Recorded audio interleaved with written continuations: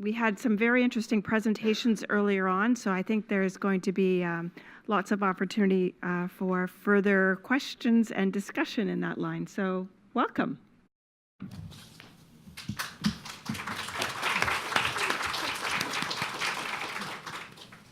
So thanks for joining us on this Friday afternoon. My name is Sosha Bielski, and I'm a reporter with the Globe and Mail. And for more than a decade, my journalism has centered on issues of sexuality, relationships, gender, social dynamics, and increasingly sexual violence against women. So while I'd reported on domestic violence and sexual assault in the past, when few journalists were bothering to, the sexual assault trial of CBC broadcaster Jian Ghomeshi sort of marked a turning point in our journalism. In a way, the Ghomeshi case served as Canada's forerunner to the Me Too movement. The case and the reaction to the case served as a powerful barometer of how we view consent in this country. In October, following the detonation of Harvey Weinstein and the worldwide ripple effects of Me Too, these issues are increasingly dominating our journalism. In recent months, I've covered everything from the trauma of sexual violence survivors to alternatives to the criminal justice system to artificial intelligence tools being used to report perpetrators. Two elements that recur through my work and two elements that I'm really keenly interested in are, how do we hold perpetrators accountable? And secondly, how do we foster a culture of healthier and more empathetic relationships with each other? So I'm really happy that we're amplifying this conversation today. Following the advent of Me Too, the first sort of crucial conversation that we saw emerging about healthier relationships came in January with the Aziz Ansari story. So if you're not familiar with that story, a young woman named Grace accused the American comedian of being sexually coercive with her on a date. And this story really sort of polarized women and men, women and women, all age groups. Lots of people thought this was simply a normal sexual encounter, while others saw this as evidence of some deep sexual dysfunction in our culture.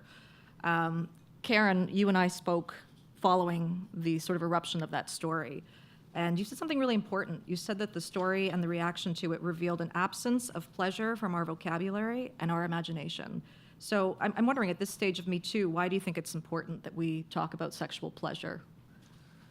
Thank you. That was one of the good conversations I had. During that time, it felt gratifying to actually talk about something in a productive way and a way to look to the future of the world we want to build. So one of the slides that I actually didn't get to today is it brings up this idea that consent is great and important, but it is the lowest bar. It is the basic, the foundation. But the slide I was going to show you says consent is everything, which is a slogan. I've seen it on T-shirts. I've been offered buttons with it. And I don't want that button because consent is like the bottom line. I want like connection and pleasure and intimacy and communication and communal, kinds of engagement. So I think consent is really important to talk about in this moment in time because it's a problem and we have to fix it. And at the same time, that's not where we stop. So thank you. We heard from presenters today about women repressing emotion during sex. We heard from presenters about self-silencing. In January, we also saw a very powerful article titled "The Female Price of Male Pleasure." It was by a woman named Lily Lufborough. I'm sure I'm butchering her name. So she argued that many women completely repress themselves during sex, even young women. And when we ask women about bad sex, women say physical pain. When we ask men about what constitutes bad sex, they say lack of a earth-shattering orgasm. So we're seeing a disparity there in terms of our sexual lives. And Imbrania, I wanted to ask you specifically, why do we set the bar so low for ourselves? Or is that bar being set low for us in our sexual relationships? I mean, I think being socialized as a woman is that bar gets, literally when the bar is literally on the floor, it doesn't get any lower than that, right?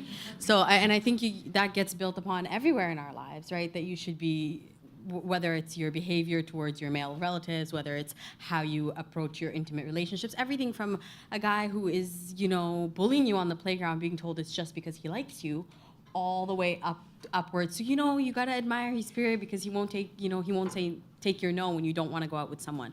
I think we're constantly being reinforced into that bar being low. And I think a lot of the times the way that we present sex, sexuality, and pleasure is a performance, right? So you have to look like you're having fun so you don't hurt a very fragile male ego. If you're someone who's cisgendered in a heterosexual relationship, that is, right?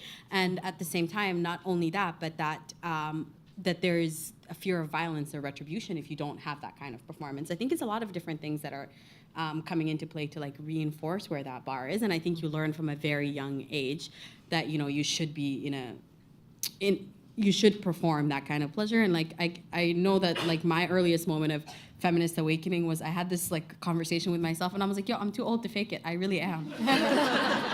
I am. There are two things that I'm too old for, which is like really like waiting forever for a bus and faking it. I can't do that.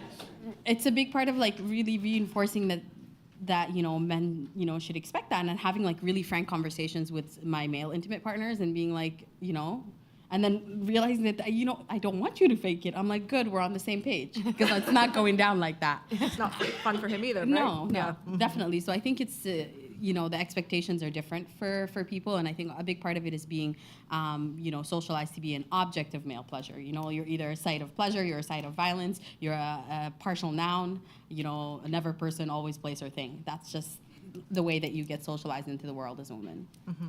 I think you touch on a lot of important themes there, and the life spectrum that this happens on, right? And the politeness conditioning is something I've written about as well. I wanted to turn briefly to the sort of latest casualty in Me Too. You may have heard his name. His name is Eric Schneiderman. So he's a New York Attorney General, a vocal proponent of Planned Parenthood and of Me Too. And he's basically come tumbling down again this week because of the dogged reporting of Ronan Farrow, New Yorker's Ronan Farrow. So he was accused of assaulting at least 4 women, some of them his ex-girlfriends. So there are deep overlaps here with the Jian Ghomeshi case. Both men claim that the assaults were part of consensual sexual role play. But there's also overlap in terms of the victims' reactions. There was politeness conditioning in both cases. Women were very leery of upsetting their perpetrators. And victims also talked about being ashamed of staying by their abuser's side, in some cases for months and years. So aside from the very real fear of violence, we're also seeing women talk about not wanting to squander these relationships that they've really invested in. And I wanted to ask you, Elizabeth, given you work with, intimate partner violence survivors, why are we so reluctant to discuss this element, the amount of work that women invest in their relationships and why they may be reluctant to leave their abusers? It's not something we like to talk about. Thank you for your question. So one thing I would like to know, which is interesting in your question, was just how how you use the word casualty of the movement. And I think that's something that we have to think about when we call out perpetrators or abusers, and how we're still protecting them to certain extents, and like what that means when we think about the survivors of the abuse as well. I think there are many reasons why survivors might not come forward, or like why survivors stay by their perpetrator's side. And I think a part of that comes from our conditioning that, in general, that in this culture of misogyny, we believe that we can control women's decisions over their sexual or reproductive health. And somehow that kind of falls in line with we get to decide how survivors decide their journey of healing. And so that's not just to say certain people, but I think a number of us internalize this notion that, we can control the ways we see justice kind of enacted as well. And that's the second piece, which is this culture of it's punitive. It's based in a lot of our call-outs for accountability is also based on like retribution to a certain extent. And when we call for accountability, I think what was discussed earlier today was this concept of disposability and like finding certain people expendable. And I think certain survivors, especially, let's just say within the social justice community, certain people don't come forward because, you know, their perpetrators might be like lead organizers in a political movement, and it's when you put forward that name, there's a whole host of things that can happen to this person, and because as an oppressed community already faces certain things, they might not want to place their perpetrators like in the front of that. And another piece as well, specific to male survivors, we've noticed an uptake in calls. Like I'm a crisis counselor for the Toronto Rape Crisis Centre, and we've noticed an uptake of male survivors who call in to talk about their experiences, and a lot of their perpetrators are also male. So what that means when you come forward with your abuser is just, that means you're also outing the person and the kinds of consequences that come with that. So returning to your original question, why are we reluctant to discuss it, or why is it difficult for us to understand it? I think it's based in maybe like a lack of empathy and a lack of understanding as well. Like being in that position, there's a lot more complex issues for survivors to decide, you know, whether or not to come forward. And a safety plan would be The the safety primary planning and piece, right? yeah, it's not just like an investment in the relationship. It's like a person themselves, right, and developing that connection, intimacy, and like it's very much like a betrayal. Whatever they've done is a betrayal to the relationship, and so trying to navigate that and process that is difficult work in itself. Thank you, yeah. I'll leave Schneiderman aside in a moment, but another element in this story was race. One of his accusers and ex-girlfriends is a Sri Lankan author named Tanya Selvaratnam. And so what she described was horrific racial abuse in tandem with physical abuse. I'm not sure if you've seen the incredible documentary by Atiya Khan, Toronto's Atiya Khan, A Better Man. Similar issues raised there. So we're seeing layers of abuse in certain relationships, and I'm wondering, Eleni, how does race play out in our romantic relationships when it comes to these abusive scenarios? I think that's a really great question, and I think it's something that is really difficult to navigate, and it's something that I think, because Nuance is a platform for young writers and readers, it's something that you're not taught how to do in school. It's not conversation that you have in sex ed. It's not conversation you're having in your communities. So it is really important. And some of the articles that we've seen that have addressed this, one of the articles specifically that comes to mind is around balancing privilege, and it's talking about in all intersections, right? So race is an extremely important one. And within that, you know, one thing that comes to mind that Rania mentioned earlier in her presentation was around this, the social privilege of being able to disclose intimate partner violence, and in a lot of our migrant and immigrant communities, not necessarily having the confidence that if you do disclose that you will be believed, that you will be seen as worthy to be protected, as opposed to being pointed at as someone who is needed to be protected, as someone who needs to be protected from other people. And so I think that's something that really comes into play. And I think when we think broadly about how race interacts with intimate relationships, we also need to be thinking about the preventative aspects of before we even get there. So a lot, again, of when we talk about this in younger communities is how you reconcile race first as with yourself, right? So the first time you kind of notice perhaps that you're other is because of race. And again, the systems that influence the way that we think about ourselves as desirable, as attractive, has a lot to do with how we're portrayed in media, how we're portrayed in porn. And where a lot of people get their first sources of information, again, from in terms of sexuality, consent, and all of these important topics that we're discussing. And then I think also thinking about the next step from there is how you interact and navigate dating and relationships. So basically, how you interact with others. And there's a lot that's discussed around, rejection due to in due to, in part, on race.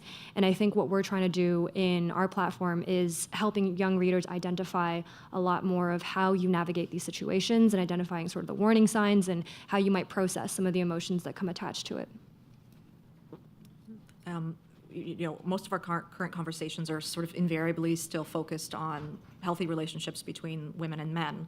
And Anna, you discussed sort of the many questions LGBTQ students have that clearly are not being addressed by our current sex ed curriculum, which may soon be extinct if Doug Ford has anything to do with it.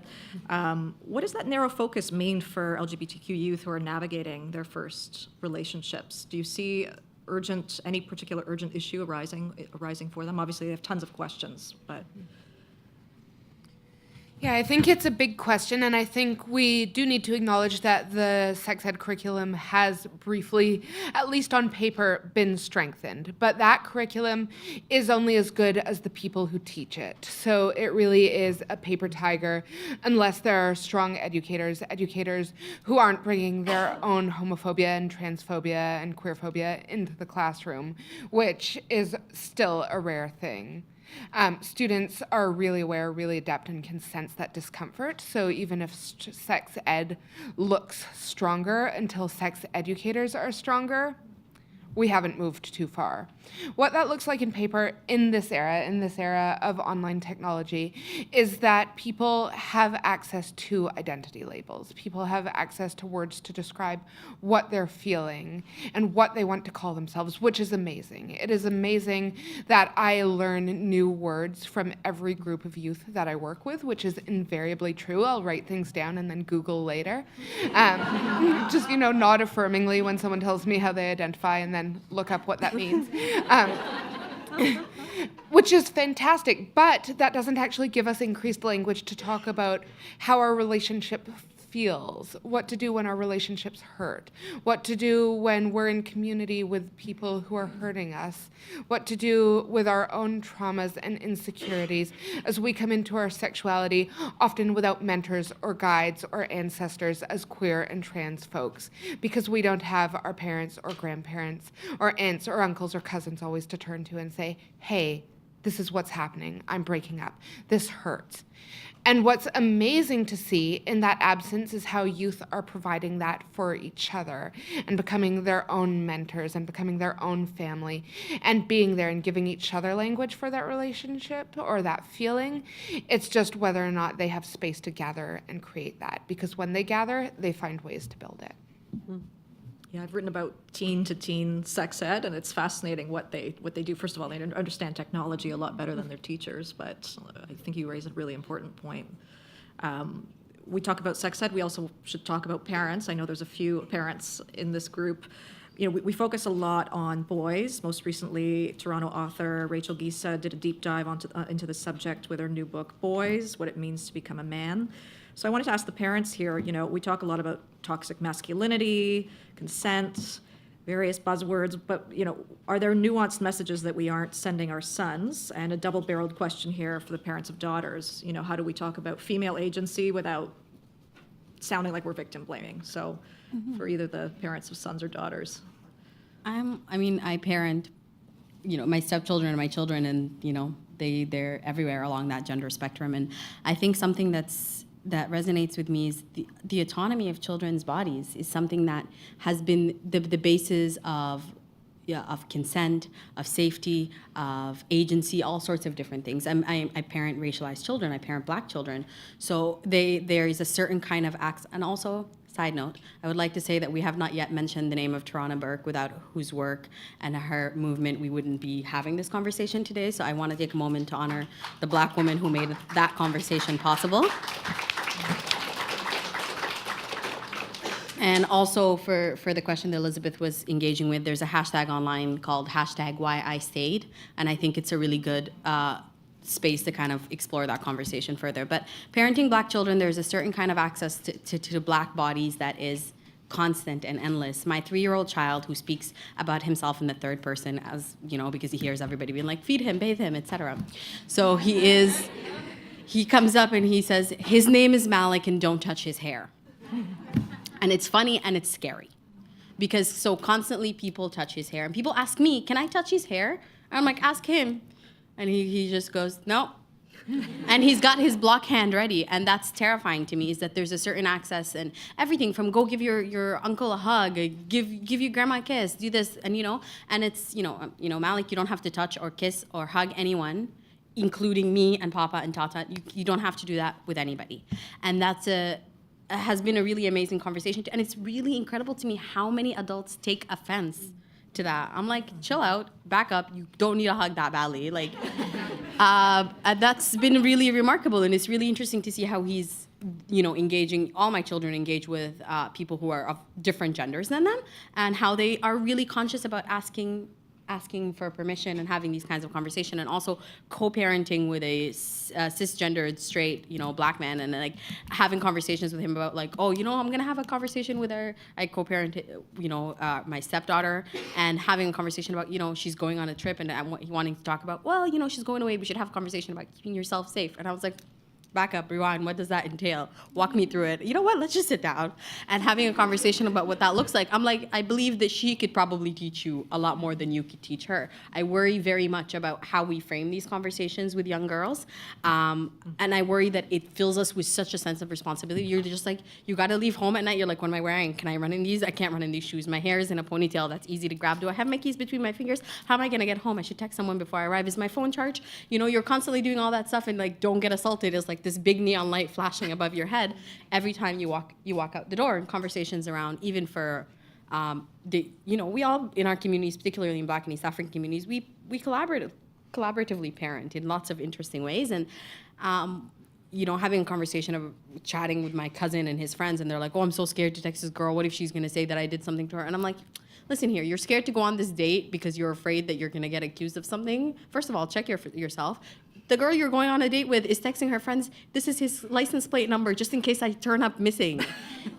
This is, when we're talking about fear, that's really where the scales are at. So having real conversations about, and having a good sense of empathy and understanding each other, and like how we walk in the world, and has been really remarkable for me to be able to have that conversation with our children. And there is language to have this conversation at every age. At every age. I teach consent culture workshops for organizations and for families. And lots of the times people are like, well, my kids are too young. And I'm like, no, they're not too young. They have bodies, they're not too young. That's the baseline. You have a body, you need to understand how your autonomy over your own body and how to respect other people's autonomy. And I don't think it's particularly difficult, and I don't think it is as inaccessible as we make it seem. I think there are solutions that fit every family, every cultural context, and every child's needs and their bodies and the way they identify with their body and their gender. Well, we need you in a school, I think. I'm ready. Yeah.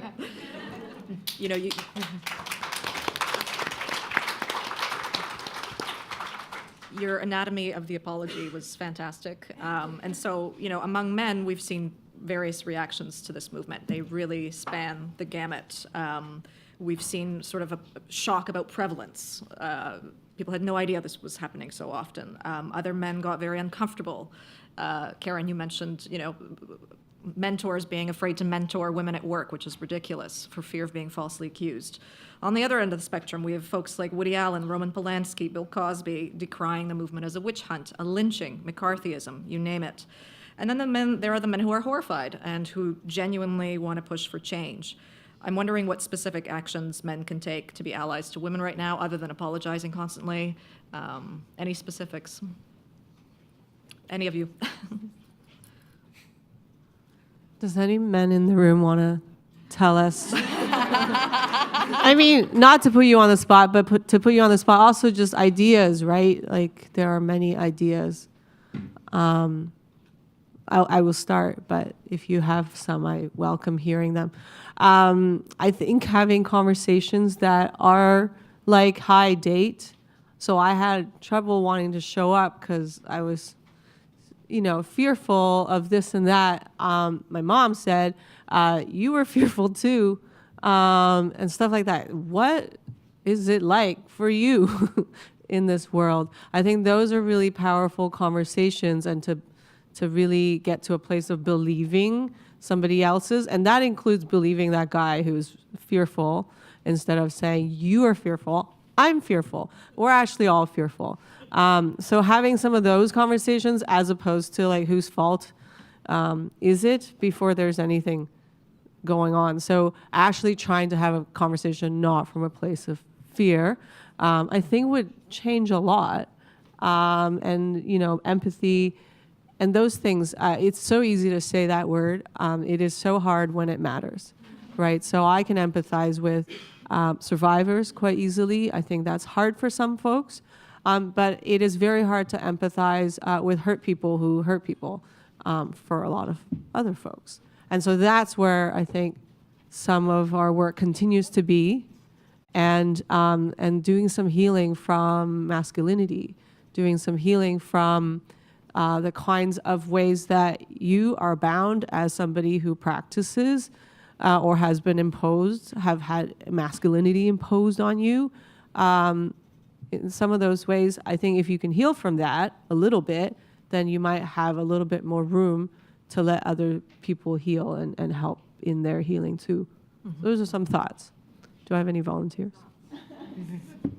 Okay. Just to add on to BK's points, one, I think it's important that men have these conversations with each other as well. And I think a part of what you said was like this fear of like being called out, like, am I doing this? Like, I don't want to feel guilty. And maybe they need to process that among each other before, you know, they invite, I guess, other people into this conversation to talk about allyship.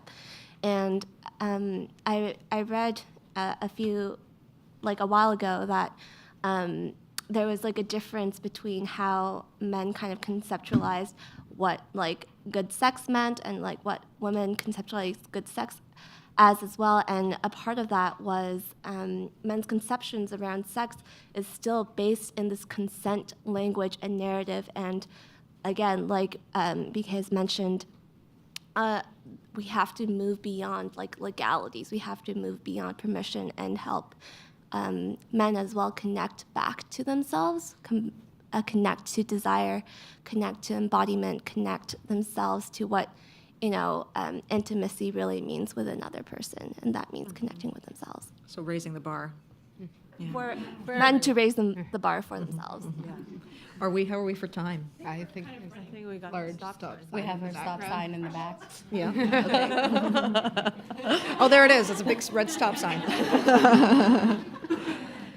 So I think we'll just take audience questions at this point. So thank Go you very ahead. much to Sosha and to panel. Great discussion. Thank you. So much to think about and to read about and to discuss. And so questions from the audience. Do people have things they'd like to bring forward to the panel? And we've got the microphones to move around, so maybe we can start over here. There's a number of different hands. Thank you, Amy. We focus on problems and difficulties because we need to solve them. I've always been very, very fortunate. I've followed very, very good mentors and everything. And I'm a disabled person, and many, many things have been subject to a lot of judgment and stuff.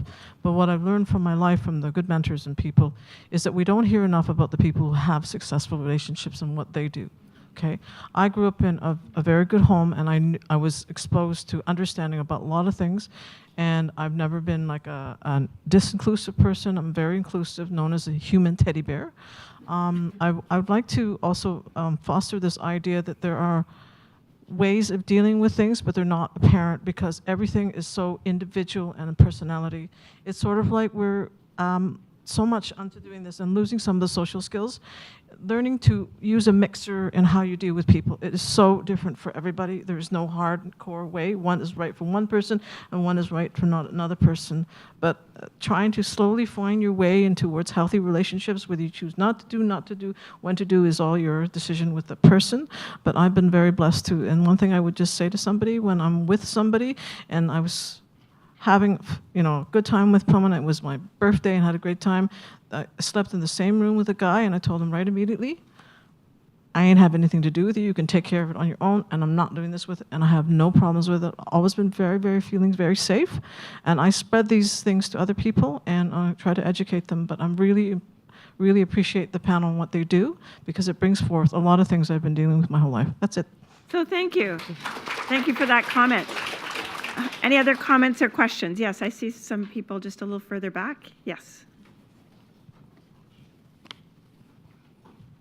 Hi, I was wondering, in recognizing the dynamics of internalized racism, homophobia, and other forms of oppression, how that plays into consent and the ability of someone to freely choose to do something in the face of those internalized power dynamics, and how we teach someone to unlearn those things. I don't know about teach someone to unlearn. I think unlearn in itself is like a self-driven process to a great extent. I think you have lots of support, just like accountability, self-accountability with lots of community support and resources. I think it's, we're all on this learning journey. We're all in different places in this learning journey. I think it's just having to consider something. So, for example, if I'm a cisgendered woman, but I'm queer. Sometimes I'm in relationships with people of the same gender. Sometimes I'm in relationships with people of different genders. Now, sometimes I recognize that I've been socialized in the world as a woman and as a black woman, and sometimes in my relationships with cis-het black men, I have certain expectations that are, one, rooted in my internalized racism. We all have it, internalized anti-black racism. And then on top of that, rooted in my understandings of how they view how I think they view sexuality, how I think they view desire. And then I maybe will take something personally that's not about me, right? Because I'm projecting what the rest of the world thinks they should or would be doing. So I can then at least begin to acknowledge that in that moment. I may not have all the tools, all the answers, and I may not know what the perfect approach is, but I think the first step in that is just naming it. Hi, I think I might be projecting X, Y, or Z on you. How do you feel? And I think also to speak to the comment that we got from the audience member earlier, every relationship is different. Every person is different. Every person has the way that they want to be loved and the ways that they know how to love. And you can only teach each other what that really looks like. And I know that we all support each other in those journeys to unlearn, but I don't know that there is a way to teach someone to unlearn something. And I say this as someone whose job title it is to teach people to unlearn stuff. Is that really I can only foster the environment that makes that possible. And I can only contribute what I can contribute. But I think about where I'm at in my understanding and how many thousands of people, publications, videos, memes contributed to my understanding of the world, and how I'm just literally one seed planting moment in someone's journey towards that. So I don't know that I have the right answer for that, but I know that just naming something is often a really good start for that, to kind of collaboratively think about solutions around it. So thank you. And I think we have a question in the middle here.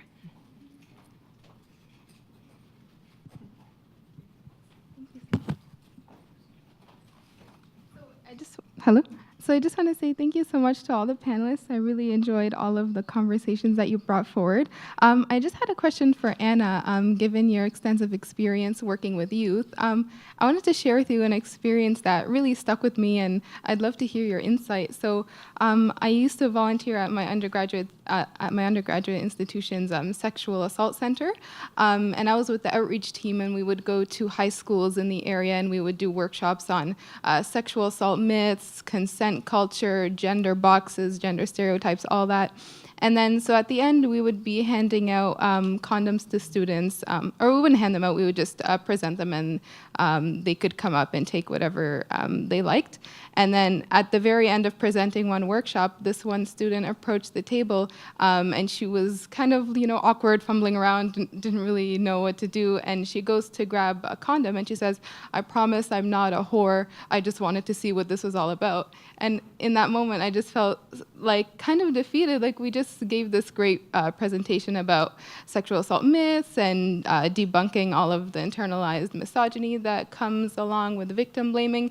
And then in that moment that happened, I'm just wondering, how can we stay resilient and realize that these conversations take a while, and how do we work towards continuously fostering these important conversations? I feel you. My background is in doing anti-homophobia education, so I have done literally hundreds of anti-homophobia, biphobia, transphobia workshops in high schools where 3/4 of the classroom looks like this. And often you'll feel like no one's heard you or no one's seen you. But you don't know, first of all, who's in that room listening with their head down, what they're taking from it. Maybe they're engaging in that way because it's the only way that feels safe and comfortable because they're taking so much from it. And I think, like Rania said, taking that seed from it. So maybe that seed isn't going to blossom right there in that workshop in that moment while they're grabbing a condom with 17 or 18 years of sex negativity and stigma and shame behind them. But maybe later when they go and they buy their first box of condoms and they're like, fuck yeah, I'm going to use every one of these, then that's blossomed and that's come from something and that has developed into something. So holding space both for the people struggling in that moment and also the many people in that room who you don't hear from, who maybe are really being profoundly impacted by just your presence there and just the fact that there is someone coming from the future to speak to them there. So I think with that, thank you very much. And to Zosha and the panel, really appreciate your excellent insights into this important area and all of the discussion. So thank you very much.